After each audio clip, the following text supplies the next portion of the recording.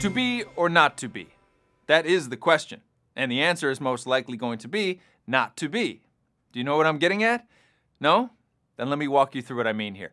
In this lesson, we're talking about being verbs. We'll do a quick review, then jump into an SAT example.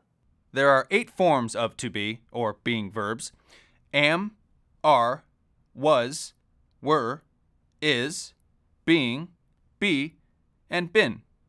These verbs act as linking or non-action verbs when they aren't paired with action verbs. For example, I am very jubilant. That's right, I'm still here to help you strengthen that SAT vocab, and jubilant is a test word. It means feeling or expressing great happiness and triumph, which is what you'll do after acing the test. But first, let's get back to our example. The being verb am links the subject to a state of being, which is jubilant. Being verbs can act like an equal sign. Replacing am with an equal sign, the sentence can be understood as I equals jubilant. These being verbs are referred to as links because they link the subject I with the state of being, which is jubilant. Keep in mind, being verbs serve as links and always need a subject. Now let's look at helping verbs. Helping verbs are verbs that help the main verb of the sentence by extending its meaning.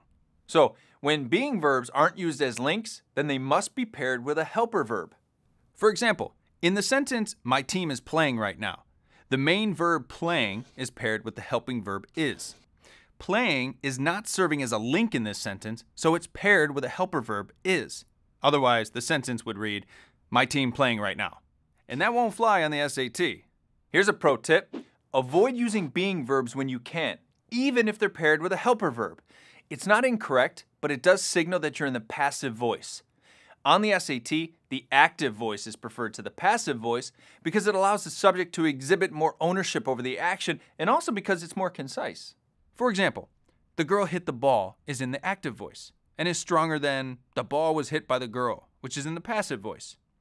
The first example, where the girl is taking action, is a stronger sentence because it provides more clarity and inspires more visual detail for the reader.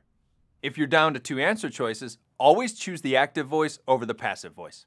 Now let's go through an example together. With so many available, an advisor should take time to help his or her students choose the courses that are best suited to them. The underlined section of the question is, with so many available, and our answer choices are all alternatives for that section. Answer choice A leaves the sentence unchanged. That's incorrect because the underlined phrase is currently modifying an advisor, which doesn't make sense. This opening phrase should refer to the courses. Answer choice B, being that there are so many available, is also modifying an advisor, not the courses, so it's wrong too. Answer choice C, so many being available, is guilty of the same mistake. It's a modifier that is modifying an advisor, not the courses, so out it goes. Wow, each of those choices made the same mistake, modifying an advisor, not the courses.